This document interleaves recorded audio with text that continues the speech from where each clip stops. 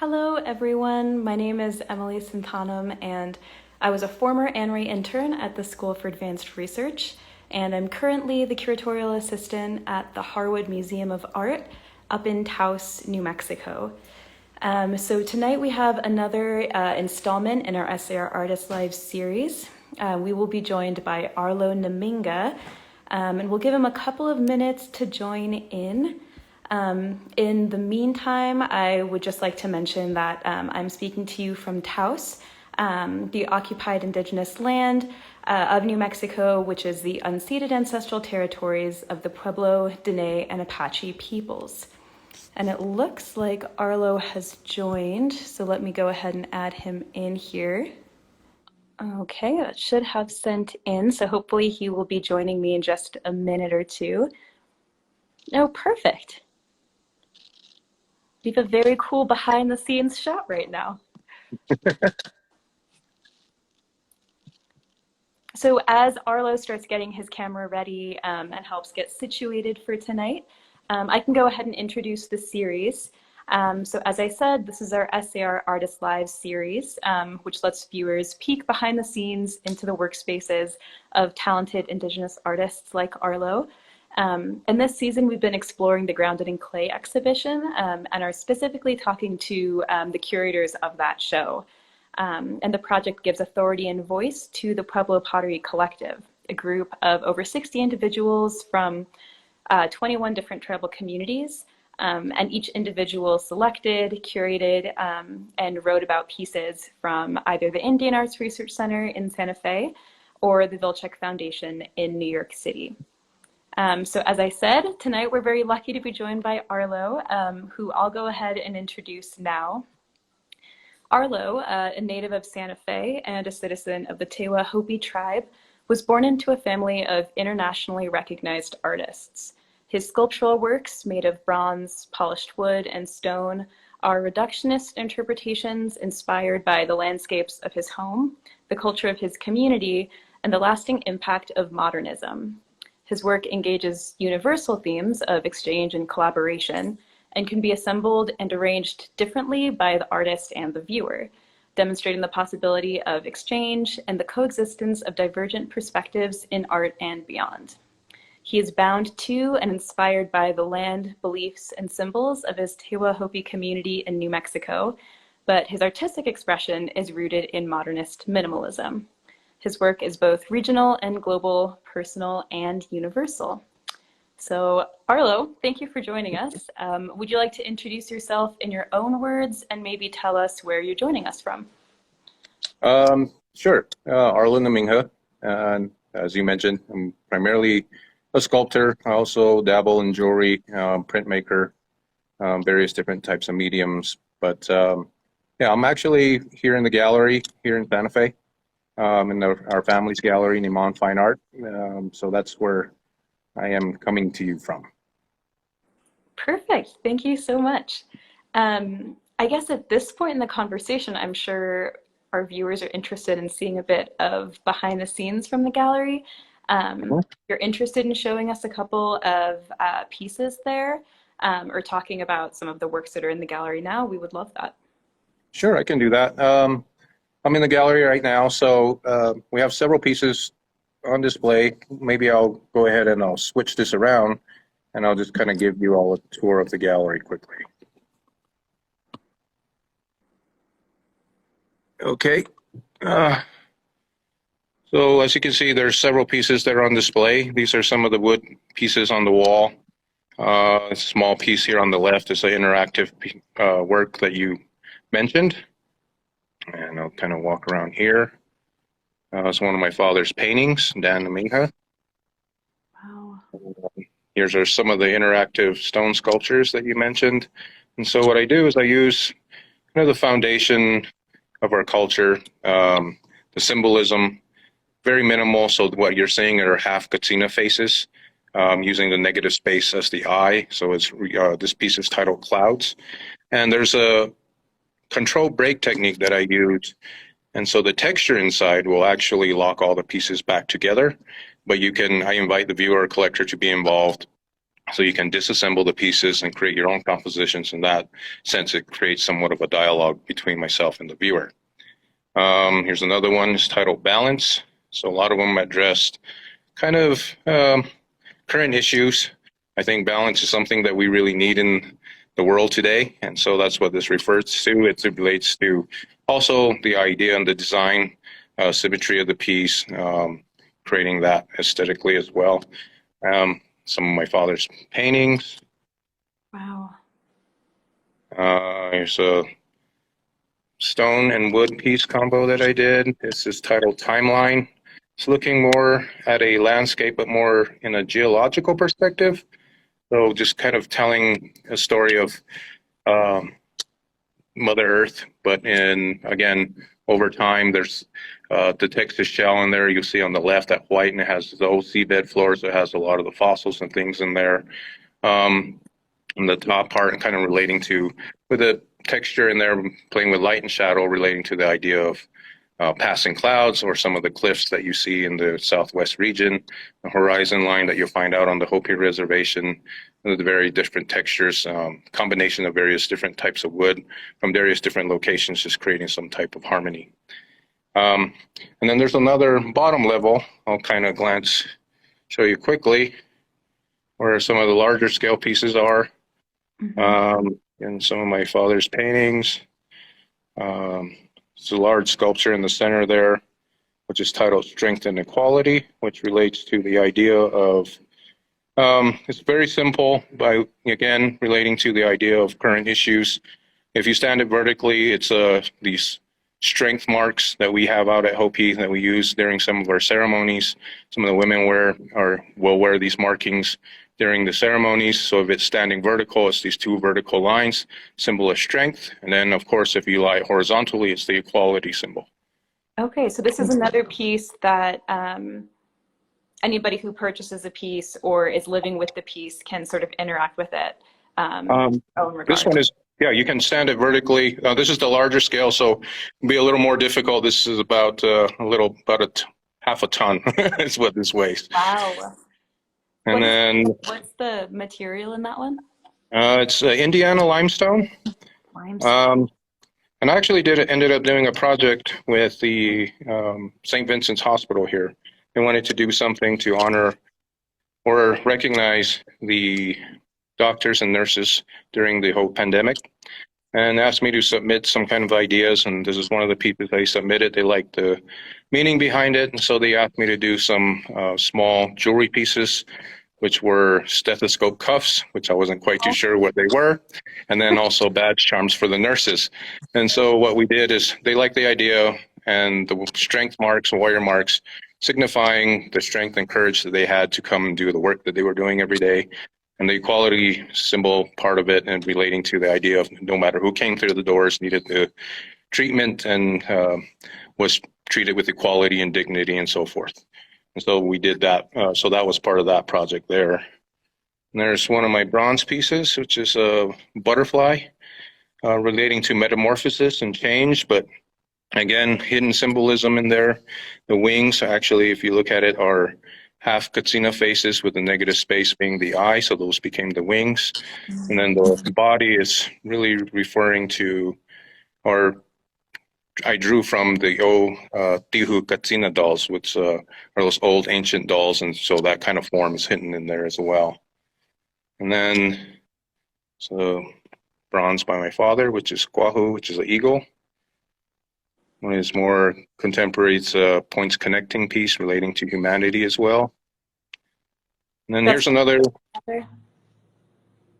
piece. This is titled Eclipse, and it's relating to, again, relates to our ceremonies, our deities. There are two half Katsina faces relating to Spider Woman's two grandsons. One watches over the water, one watches over the land, but also refers to the idea of the eclipse and how these two will pass through each other. So this, you can actually move around completely, and it's all designed so you can actually have them pass through each other, things of that nature as well. So you can always play around with the compositions on those. So those ones aren't half a ton each. Yeah, that's a little more manageable. And then here's another version of a butterfly using zebra wood and Texas limestone. And you can see I actually also incorporated the two strength marks in there as well. Wow. And then Cool. these are some of my father's point connecting pieces. And one of the more symbolism passage pieces. And then this is my brother Michael's work, which is photography. But he did these in regards to the current fires in the area relating to the environment. So these are some of his new projects that he's working on as well. Mm. How big is this gallery space? I guess we're about a little over 3,000 square feet or so. And we've been here, we just celebrated 32 years in this space. Wow. Congratulations. I mean, it's a lovely gallery. Well, thank you. And so again, one of my dad's more minimal landscapes, down to the bare essence, more of the Kachina symbolism passage pieces, more of my brother's photography. The one in the yellow was part of a series that he did with the Georgia O'Keeffe Museum. And these are some more flower pieces that he's doing. And there's another bronze there that I did a while ago, titled Cloud Meeting. Okay. So there's a real mix in terms of time frame for these pieces, right? Yes, like that last bronze I showed you is probably 2003 or so. The more stone, the pieces, the interactive pieces are more current. And so, but for the most part, everything is fairly current that's on the floor. Okay.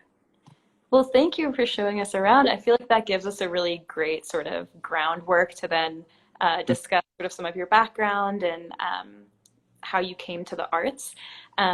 So as we mentioned in the beginning of this talk, you come from a long line of talented artists. Yes. And I'm curious if you can remember back to your first experience making art. That would probably be, we've had a fortunate introduction to the arts, having my father as a professional artist. My dad's studio was always open to my brother and I. So we would go into the studio. My dad tells his story. I don't remember, but my dad tells the story of when I was about a year and a half or so.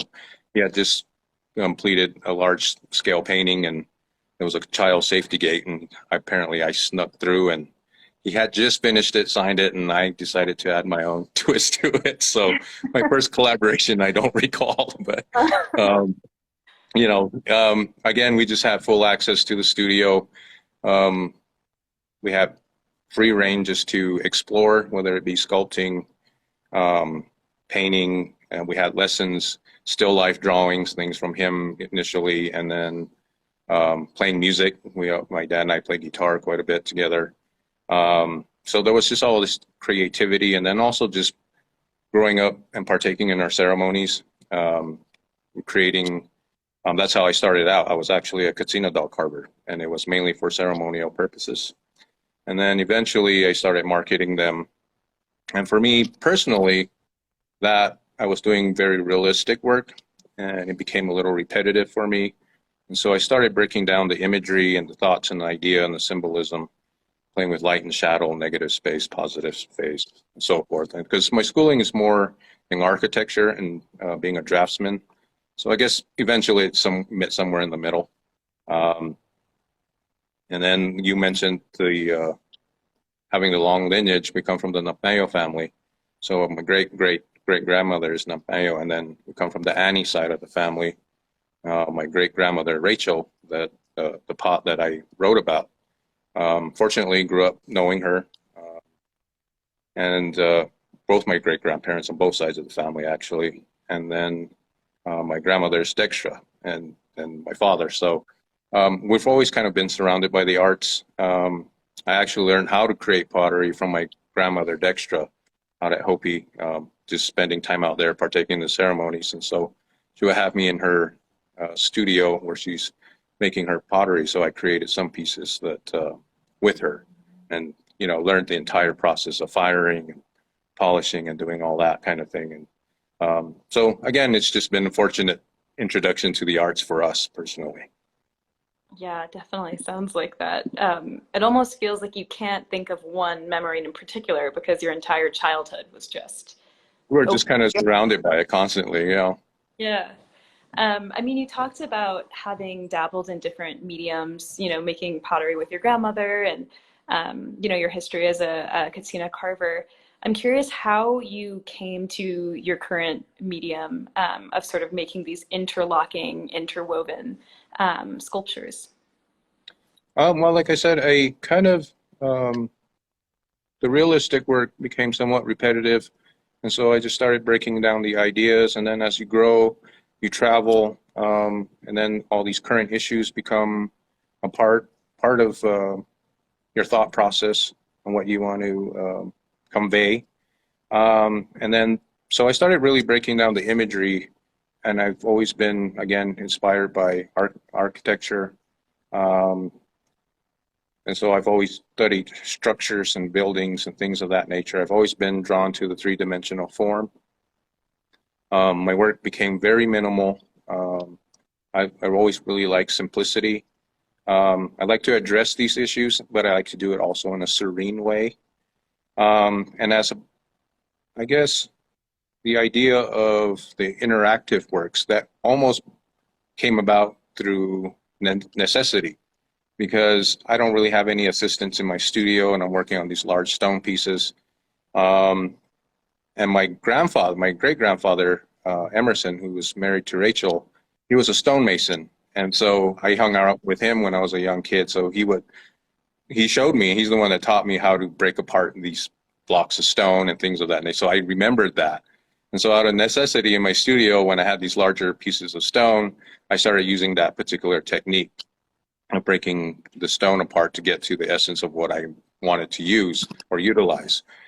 Then I started to really realize that I could really control this break and the texture inside. And then so I started really concentrating on that. I engineered my own chisels. I use these thin curved wood carving chisels that will slide into those cuts that I will create. And then I welded various different carbide tips to the blades, and so I could really manipulate the break and the protrusions and things of that nature. And so that's really where the interactive stuff really kind of, that thought process. I kind of like that idea of having a viewer or a collector to be involved. And like I said, it creates almost a dialogue between us, allowing someone to disassemble it and create these different compositions. And so it's almost like these sculptures are almost never ending. There's so many different possibilities. And so things of that nature. Yeah. I love your use of natural materials and sort of like you were talking about, like a more serene kind of approach to even color within your works. Yeah. And I think that goes into the sort of minimalist, interest that you have and sort of background that you have. Yeah, where do you source all of your materials from? I heard, different kinds of marbles and wood. Do they come Yeah, from all over well, the world or? sometimes I do. I wish I was traveling to find all these things. Fortunately, it's a great location down in Belen, which is the New Mexico Travertine. They will actually import a lot of things for me, and help me cut the pieces down to what I'm going to be using. So I don't really necessarily have to break all these larger pieces down any longer. So that's really convenient for me. It's a great location. They're great guys. There's about 40 acres of, my wife calls it my candy store. And so we go and pick up supply there. The wood source, there's another location in Albuquerque that I source my wood from. But then sometimes things come to me from, trade or friends that will bring me things. There's some clients that will be, I have some yellow heart, which is some really beautiful wood that was just given to me because they're renovating one of their places and they harvest it out of their house and asked me if I would want it. And so sometimes there's these very organic, just really interesting ways that I'll receive the material. And so I have, my studio's just covered with various different types of material that I will use. And I really do like the natural material. I don't stain anything. I really don't. I will normally just bring out the natural color of whatever material I'm using, just because I kind of like that natural beauty. And so that's how I'll finish off all the pieces. Yeah.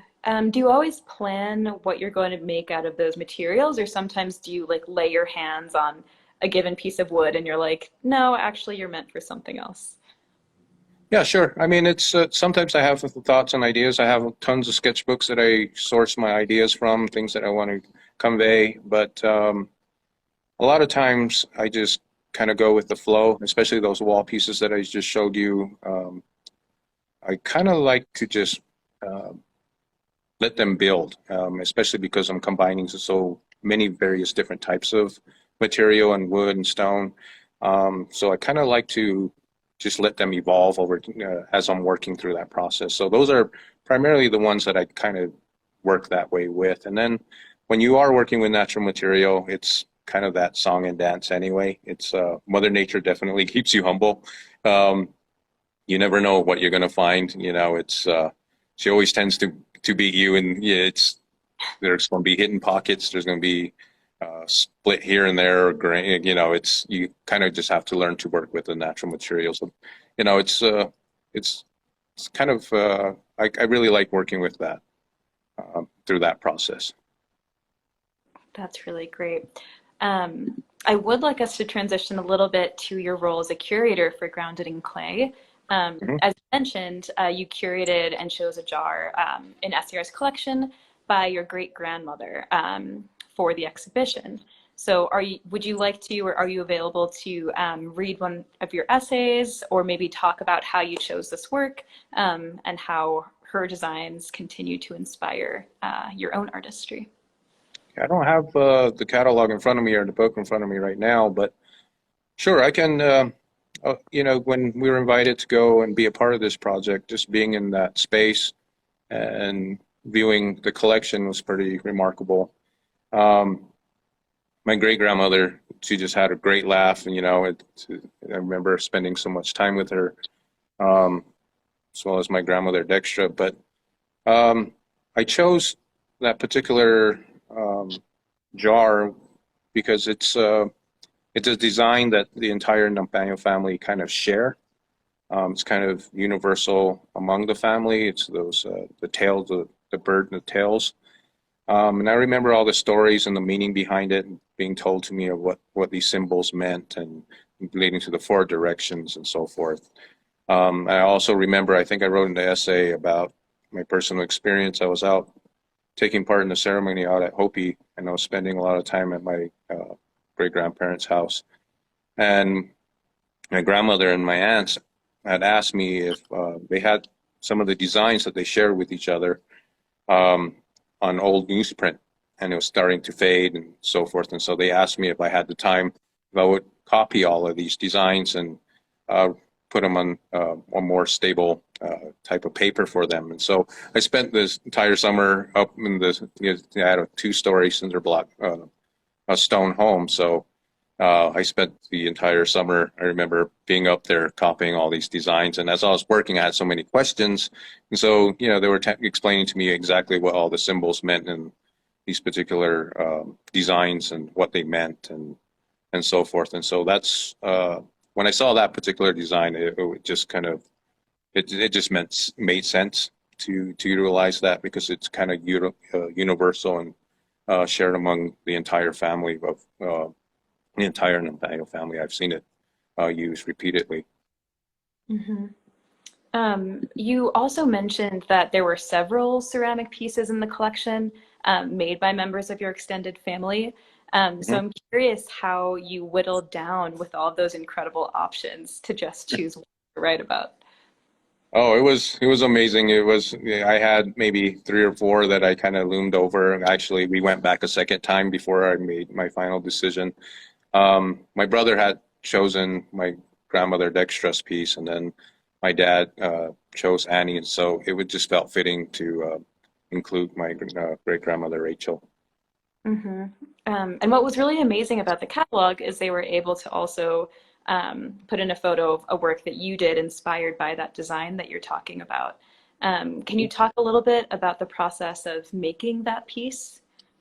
Sure. I always wanted to do something to really kind of honor the family, and the teachings that I received personally from, for instance, my grandmother, Dextra. And so I incorporated those bird designs, in the stone piece, and it's interactive. That it's quite large, but it does come apart. And I thought about doing something, and so I thought it would be fitting because Nathaniel went to this location, Sikyaki, and really kind of drew from all these pottery shards and was inspired by them and developed her own designs and took those imagery uh, and the idea of that those were shards and just elements and fragments of these designs, and she incorporated them and ran with her own designs and developed her own new designs that way.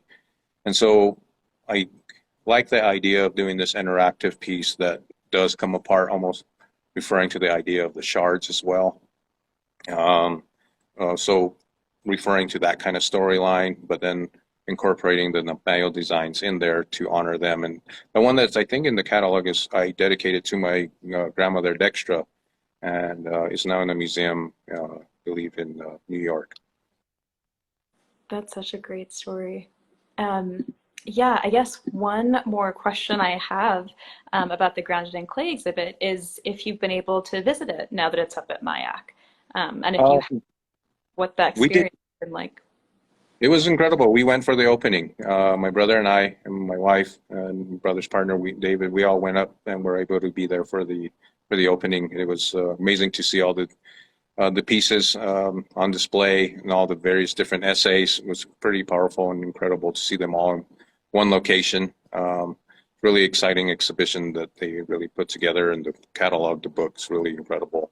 So just really honored to be a part of all of this. That's really lovely. I know the process for the exhibition dragged on a bit through COVID, Sure. so glad Yeah. that it was finally able to come to fruition, and you all could gather in person and see the pots all gathered together as well. So I guess you've talked about being at the Fine Art Gallery, representing the art of your brother, your father, and yourself. Mhm. I noticed around a couple of different pieces. Is there anything the gallery is currently working on, or any projects that you in particular are working on that you'd maybe like to talk about? Yeah, we're all actually kind of working on several different projects. My brother has several exhibitions that are coming up. I just finished an exhibition at the Southern Utah Museum of Art. Um, it's titled The Space Between, and it was four-person exhibition. It's Luis Reebok and Beatrice Mendelman. They are two very well-known artists, known as the Taos modernist movement, and they have since passed on. But then the two contemporary artists they included was myself and Shelley Cooper, and it's basically the exhibition was the idea of how we draw from the inspiration of the Southwest, um, but using minimalism, modernism. And so that exhibition was there, just came down, and then now we're part of an exhibition in Southampton that just opened up at the Southampton Center for the Arts, regarding the trees and the importance of trees and what they mean to the environment and so forth. So that exhibition just opened this past weekend. Wasn't able to make it for that particular exhibit, but hopefully I'll get there before it comes down. How long Um, for? that won't be up through the end of the year. It's not too long for that particular exhibition. Um, and then, I'm working on other couple commissions that will be announced a little down the road. And then it's up just about time also for my dad and I. We also have established the Namingha Institute, which is attached to the Museum of Northern Arizona. We established that several years ago, about 4 or 5 years ago. And so what it is an undergrad program for, we have 6 undergrads that can come to the campus, and my dad and I are the instructors. So it's about time to start putting out the announcement for that, and we'll be teaching that next summer as well. And then we have exhibitions lined up for next summer here as well. That institute sounds incredible. Those are very lucky students to get to work with you both. It's very rewarding. We had students from this last time. We had a student from UNLV, a couple from ASU, one from the Institute of American Indian Arts, Diné College. Had some from Stanford. So it's it's open across the board for these undergrads to come, and it's a 2-week intensive program. So they come, they're able to stay, they receive a stipend and so forth, and we provide all the material.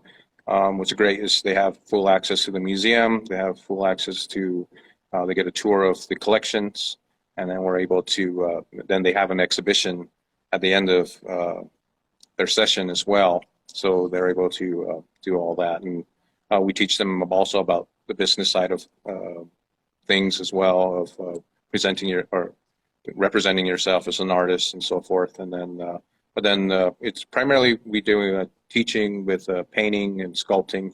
But as it evolves, it'll change over time as well. That sounds like a beautiful opportunity to both get to see the collections and interact with the collections and learn more about the practical side like you're talking about. That sounds like an amazing project to have on the horizon. Before we wrap up, are there any last thoughts or ideas that you'd like to share, or could you maybe let us know where our viewers can learn a little bit more about what you're up to? I know you have the Instagram that you're currently on now, so they can keep track of what shows are up at the gallery. Yeah, we have the Instagram page, which is Niman Fine Art. We also have Facebook, social media. Our website is namingha.com, which my wife really keeps up to date and keeps you posted on what the happenings are going on with the three of us. We're always fortunate. We're the fortunate three that just get to make a mess in our studios every day. And the two ladies, my mother and my wife, run the house and the gallery here. So they keep us in line. And my dad is actually going to be honored in about 3 weeks at the Hurt Museum as well. So we're planning on getting down there for that. So we'll be doing that as well. Well, congratulations to your family and to your father. Yeah, appreciate that. Thank you. Thank you again for making time and space for this conversation. And for those who are watching, just a reminder that Grounded in Clay, the Spirit of Pueblo Pottery, will be up on view at the Museum of Indian Arts and Culture in Santa Fe through May of 2023 before it travels nationally. So thank you again, Arlo, and I will see you all the next couple of months. All right. Thanks for the invite. Thank you. Good night. Bye-bye. Bye.